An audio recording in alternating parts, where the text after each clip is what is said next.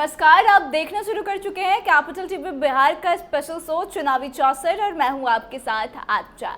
देखिए, अब आखिरी चरण बचा हुआ है। पूरे देश में लोकसभा चुनाव का आखिरी चरण है और 1 जून को वोट पड़ने वाले हैं। बिहार की भी 8 सीटों पर वोट पड़ेंगे, जिसमें कि सासाराम, काराकाट, बक्सर, जहानाबाद, पटना साहिब, पाटलिपुत्रा, नालंदा और आरा शामिल है।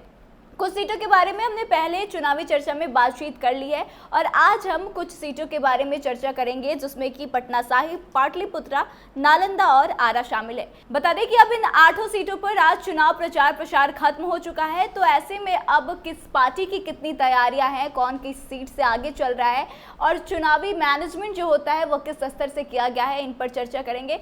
तो बातचीत करने के लिए हमारे साथ स्टूडियो में मौजूद है बिहार की राजनीति की अच्छी जानकारी रखने वाले senior journalist Saroj Singh ji. Sir, आपका बहुत बहुत स्वागत है। जी, बहुत धन्यवाद। सर, अब चुनाव प्रचार प्रसार खत्म हो गया है आखिरी चरण को लेकर के, तो शुरुआत हम पटना साहिब से करते हैं, जहां से कि रविशंकर प्रसाद जो कि पहले भी सांसद से चुनाव लड़ रहे हैं और अंशुल अभिजीत जो कि मीरा कुमार के बेटे हैं, उनको टिकट मिला है। किस तरह का चुनावी प्रबंधन रहा है, किस तरह से तैयारियां की गई हैं? देखिए, चुनाव प्रचार के दौरान रविशंकर प्रसाद भी हैरान थे कि इतना विरोध भी किसी कैंडिडेट का हो सकता है क्या।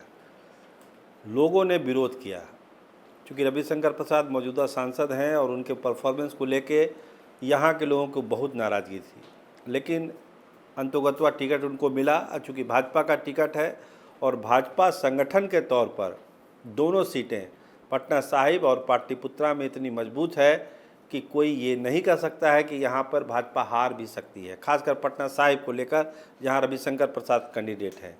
लेकिन इन सब चीज़ों के इतर जो सबसे बड़ी बात यह है, अंशुल ने बड़ी मेहनत से यहाँ पे चुनाव लड़ा। हालांकि वो भी नए थे इस इलाके के लिए, लेकिन जो एंटी इनकम्बेंसी रविशंकर प्रसाद की है, या मतदान के दिन क्या होता है को तो पता चलेगा, लेकिन अभी तक जो एंटी इनकम्बेंसी थी उसका पूरा फ़ायदा उठाया अंशुल ने और पूरे मजबूती से चुनाव लड़ा और रविशंकर प्रसाद को परेशानी में डालने का भरसक प्रयास किया गया। सर, चूंकि अब आखिरी चरण का चुनाव है तो सभी नेताओं ने जोर शोर लगाकर सभी सीटों के लिए काफी ज्यादा प्रचार किया था, तो क्या लगता है कि अभी की क्या स्थिति है? अंशुल अभिजीत आगे जा सकते हैं रविशंकर प्रसाद से? कोई गुंजाइश है? नहीं, गुंजाइश उस तरह की कोई गुंजाइश तो नहीं दिखती है। हालांकि चुनाव है, कुछ भी हो सकता है। देखिए, राहुल गांधी भी आए, जैसा आपने कहा कि बड़े बड़े नेता आए अंशुल भारती के लिए प्रचार में, लेकिन भाजपा के लिए जो एक सबसे सुरक्षित सीट मानी जाती है बिहार में, वो है पटना साहिब। कोई भी आंख बंद करके कह सकता है कि कोई सीट जीते ना जीते, पटना साहिब की सीट भाजपा जीतेगी जीतेगी, क्योंकि संगठन ही इस तरह का है, समीकरण ही इस तरह का है। लेकिन ये पहली दफ़ा हो रहा है कि भाजपा को भी पसीना बहाना पड़ रहा है रविशंकर वाली सीट पर। इसकी सबसे बड़ी वजह एंटी इनकम्बेंसी रविशंकर प्रसाद की। लोगों से मिलते नहीं हैं, बात नहीं करते हैं, और बात भी करते हैं तो इस लहजे से बात करते हैं, कोई नेता अपने वोटर और समर्थकों से उस तरह से बात नहीं करता है। बड़े नेता हैं, दिल्ली में रहते हैं, लेकिन जो ज़मीनी सच्चाई है, जब उनके लोगों से बात करिएगा तो लोग यही बताएंगे कि बात कहाँ होती है, मुलाकात कहाँ होती है। इन सब से अलग जो संगठन है, जो मोदी का नाम है, वो कहीं ना कहीं से बेड़ा पार तो उनका लगा देगा, लेकिन अंशुल ने जो चुनौती दी है उसको भी आप कम करके नहीं आंक सकते हैं। सर, इस सीट पर पटना साहिब सीट की बात करें तो क्या कुछ कास्ट इक्वेशन निकलकर सामने आ रहा है? किस जाति के लोग बदलने की, मतलब जो चुनावी परिणाम होंगे उसको बदलने की ताकत रखते हैं? देखिए, जो वोट है बीजेपी का वो तो है ही, वैश्यों का वोट है ही, अपर कास्ट वोट है, काश्तों की बहुत बड़ी आबादी है, काश्तों का वोट तो मिलेगा ही मिलेगा, वो तमाम चीज़ है। जो एक वोट महागठबंधन को नहीं जाता था, हम कुशवाहा वोट की बात कर रहे हैं, उस वोट पर मेहनत किया है महागठबंधन के लोगों ने। क्योंकि उम्मीदवार हो गए तो मेहनत हुई है, और आप ट्रेंड देख रहे हैं कुशवाहा वोटरों का, अगर उम्मीदवार है तो वोट उधर ही पड़ जाता है, तो इस लिहाज से उनको फ़ायदा होगा। इसके अलावा मीरा कुमार के नाम का फ़ायदा है, बड़ा नाम मीरा कुमार है, उनका फ़ायदा मिलेगा। बाकी जो महागठबंधन का अपना वोट है, माई का वोट है, ये सब मिला के अंशुल को एक मजबूत प्रत्याशी यहाँ पे बना रहा है। लेकिन फिर वही दोहराएंगे बात, संगठन के लेवल पर इतना मजबूत है भाजपा कि वहाँ पर रविशंकर प्रसाद का विकेट गिर जाएगा, ये आज की तारीख में कहना मुश्किल है। सर अब पाटलिपुत्र सीट की बात करें तो यहाँ पे मुकाबला काफ़ी टक्कर का है। पिछले ही कैंडिडेट को दोनों दलों की तरफ से दोहराया गया है और पिछले चुनावों का भी अंतर कुछ ज़्यादा का नहीं था। तो इस बार क्या लगता है कि कौन जीतेगा कौन हारे? इस बार तो मीसा भारती ने, समझिए कि कहते हैं ना कि जी जान लगा देने वाली बात, एकदम जी जान लगा दिया। देखिए टिकट ही उसने लिया कि हमको रामकृपाल जी अपने चाचा से राजनीतिक रूप से बदला लेना है। वो ऑलरेडी राज्यसभा की मेंबर है, 4 साल कार्यकाल बचा हुआ है, इसके बावजूद लोकसभा का टिकट लेना और वहाँ क्षेत्र से लड़ना रामकृपाल यादव के खिलाफ, ये एक बदले की जंग है। ये कोई आम चुनाव नहीं हो रहा है पाटलिपुत्रा में, ये बदले का चुनाव हो रहा है। नहीं तो कोई ज़रूरत नहीं थी मीसा भारती को इस सीट से चुनाव लड़ने के लिए। तो लड़ाई उस रूप में चल रही है। अब देख रहे हैं कि लालू प्रसाद भी गए थे, तेज प्रताप यादव भी गए थे, तमाम नेता जो वहाँ गए हैं। इसके अलावा राहुल गांधी का तो चला ही, सब चीज़ कैंपेन ही चला, मीसा भारती के मंच पर वो थे ही थे, मटन पार्टी वगैरह सब चला है। तो माहौल एक बनाने की कोशिश की गई है। कोशिश ये की गई है कि जो कम अंतर से वो हार गई थी मीसा भारती, उस अंतर को पाट दिया जाए। कोशिश हुई है, मुकाबला बहुत कांटे का है, देखिए क्या होता है। सर मीसा भारती इस चुनाव में काफ़ी ज़्यादा कॉन्फिडेंट नज़र आ रही हैं। बार बार वह मोदी पर भी हमला बोलती हुई नज़र आ रही हैं और यह भी कह रही हैं कि इस बार सरकार कांग्रेस की ही बनेगी, मतलब कि जो इंडिया गठबंधन है उसकी ही बनेगी। तो क्या लगता है कि वो आश्वस्त है इस बात को लेकर कि पाटलिपुत्रा को वो जीत रही हैं? उसकी 2 वजह है। जो भरोसा मीसा भारती जता रही है ना, उसकी 2 वजह है। पहली वजह है यादव वोटों को लेके, जो डिवीज़न होता था। देखिए आप भी मनेर के इलाके में गई थी, वहाँ के यादवों का उत्साह आपने कवर किया था। तो एक माहौल जो यादवों के बीच बना है कि इस बार मीसा दीदी को हमको दिल्ली भेजना है। रामकृपाल यादव यादवों का बहुत वोट ले लेते थे, लेकिन इस बार हो रही है कोशिश कि यादव पूरी तरह से गोलबंद हो जाए मीसा भारती के साथ। इसके अलावा जो आपने कहा ना कि जो सबक सीखा है पिछले हार से, मीसा भारती ने बहुत सारे सबक सीखे हैं। उस सबक को सीखते हुए इस बार उनका चुनाव प्रबंधन हो रहा है कि कहीं कोई चूक इस बार ना रह जाए। कोई यह ना कहे कि फलने बूथ पर आरजेडी का कार्यकर्ता नहीं था या पोलिंग एजेंट नहीं था।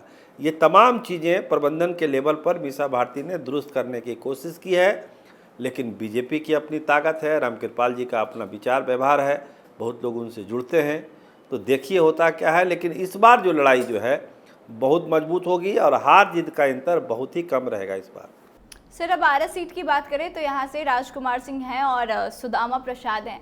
तो क्या लगता है यहाँ की क्या स्थिति है? क्या फिर से आर.के. सिंह जीतेंगे यहाँ से? जो अभी तक की खबरें हैं उसमें लगता है कि आर.के. सिंह का अपर एज है आरा में, क्योंकि जो समीकरण पिछले चुनाव में बना था करीब करीब वही समीकरण राजकुमार सिंह के पक्ष में बना हुआ है।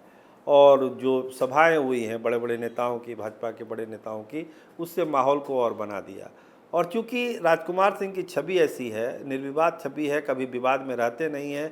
हाँ, कनेक्शन कम है लोगों के साथ। एक आरोप उन पर ये लगता है कि आते कम हैं, छोटे छोटे काम कम करते हैं। उस पर राजकुमार सिंह बहुत बार सफाई देते हैं कि मैं छोटा काम नहीं करूँगा, मैं बड़े बड़े प्रोजेक्ट पर काम करूँगा, बड़ा बड़ा काम करूँगा। कुछ बड़े काम उन्होंने किए भी आरा के लिए। तो बस यही है। तो मिला जुला के जो लगता है कि ठीक है, तमाम समीकरण हैं आरा में, लेकिन राजकुमार सिंह का वहाँ पर अपर एज है। सर पवन सिंह जो है वो आरा से बिलोंग करते हैं और अभी पवन सिंह को लेकर काफ़ी सारी चीज़ें भी देखने को मिल रही है। पार्टी से निकाल दिया गया, बीजेपी ने उन्हें निकाल दिया। तो क्या लगता है इसका असर वहाँ के चुनाव पे पड़ेगा?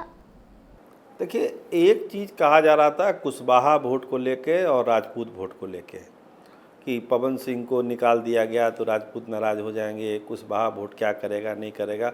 हम उसी बात पर आना चाह रहे थे कि देखिए, जो राजकुमार सिंह की अपनी बात है और आरा की बात है, वहाँ पे हमको नहीं लगता है कि राजपूत वोटर राजकुमार सिंह को वोट नहीं करेंगे, क्योंकि राजपूतों को भी ऐसा लगता है कि हमारी जो सीटें हैं वो हमसे दूर ना चल जाएं। इस चुनाव में चूँकि कास्ट लाइन पे चुनाव हुआ है बिहार में, पहले भी होता था, इस बार थोड़ा ज़्यादा हुआ है। हर जात की ये कोशिश है कि जो सीट हमारे है वो हमारी रह जाए। इसलिए राजपूत ये गलती नहीं करेंगे कि वो वोट किसी दूसरे को देंगे। वो वोट राजपूतों का मिलना ही मिलना है उनको। सर अब नालंदा सीट की बात करें तो यहाँ से संदीप सौरभ माले से चुनाव लड़ रहे हैं, जदयू से कौशलेंद्र हैं चुनावी मैदान में। तो क्या लगता है यहाँ की क्या स्थिति है अभी? कौशलेंद्र जी मुश्किल में हैं। कौशलेंद्र जी मुश्किल में है, 2-3 वजह है। एक तो बहुत ज़्यादा एंटी इनकम्बेंसी इनके पक्ष में है, और जो संदीप सौरभ गए हैं, युवा हैं, नया चेहरा है, और जो समीकरण वहाँ पर रहता है नालंदा का, पिछला बार भी बहुत जैसे तैसे ही जीते थे कौशलेंद्र, लेकिन नीतीश कुमार का इतना प्रभाव है उस इलाके में, नीतीश कुमार का इतना काम है कि लोग बोलते हैं कि चलिए इस बार हम नीतीश कुमार के नाम पर इनको जिता देते हैं, लेकिन आगे अब नीतीश कुमार के नाम पर हम किसी को नहीं जिताएंगे, ये अंतिम बारी है। तो नीतीश कुमार के नाम पर ही उनका बेड़ा पार हो सकता है, नहीं तो फिर बहुत मुश्किल डगर है कौशलेंद्र जी की। सर, अगर संदीप सौरभ की बात करें तो पिछले दिनों काफ़ी चर्चा में भी थे के पाठक के मामले को लेकर के स्टूडेंट्स की भी बात करते हैं, तो क्या लगता है कि केवल नीतीश कुमार के नाम पर उनको अनदेखा किया जा सकता है? नहीं, हमने क्या कहा कि जो जन्मभूमि है नीतीश कुमार की, जो गढ़ है उनका, बुरे से बुरे परिस्थिति में भी नालंदा जो है जनता दल यूनाइटेड और नीतीश कुमार के साथ थी। तो इस बार तो पूरा कम्बिनेशन ही उनके साथ है, बीजेपी भी है, चिराग भी हैं, सब लोग उनके साथ हैं। तो उस लेवल पर कहीं दिक्कत नहीं है। दिक्कत यही है कौशलेंद्र कुमार को लेके, अगर थोड़ा बहुत जो नुकसान की गुंजाइश है वो कैंडिडेट को लेकर है, बाकी जो सामाजिक ताना बाना है, जो इक्वेशन है, जो चुनाव का गणित है, वो कौशलेंद्र कुमार को ही फेवर करता है। सर, आपका बहुत बहुत धन्यवाद। जी, बहुत धन्यवाद।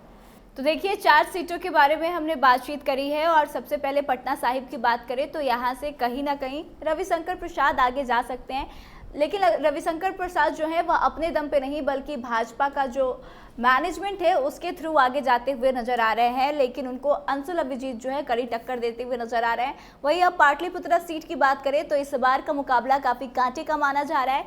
पिछले चुनाव में जो वोट का अंतर था उससे भी कम वोट का अंतर होगा, ऐसी बातें सुनने को मिल रही है, और यहाँ से मीशा भारती जो है लग रहा है कि इस बार आगे निकल सकती है। वहीं आरा सीट की बात करें तो आर के सिंह उतने ही प्रभावी है जितने की पिछले चुनाव में थे, तो यहाँ से भी एनडीए की यह सीट निकलती हुई नजर आ रही है। और सबसे आखिरी सीट नालंदा की बात करें तो यहाँ पे कौशलेंद्र जो कि जदयू के उम्मीदवार हैं वह थोड़ी मुश्किल में नजर आ रहे हैं, और संदीप सौरभ के प्रति लोगों का झुकाव देखने को मिल रहा है। लेकिन आपको क्या लगता है, क्या वाकई में चारों सीटों पर ऐसी ही स्थिति है या इससे अलग हट के स्थिति देखने को मिल रही है? आप कमेंट करके अपनी राय जरूर बताएं। वीडियो अच्छी लगी हो तो शेयर करें। आज के इस खास शो में बस इतना ही। आगे की तमाम खबरों के लिए बने रहे हमारे साथ, देखते रहे कैपिटल टीवी बिहार। धन्यवाद।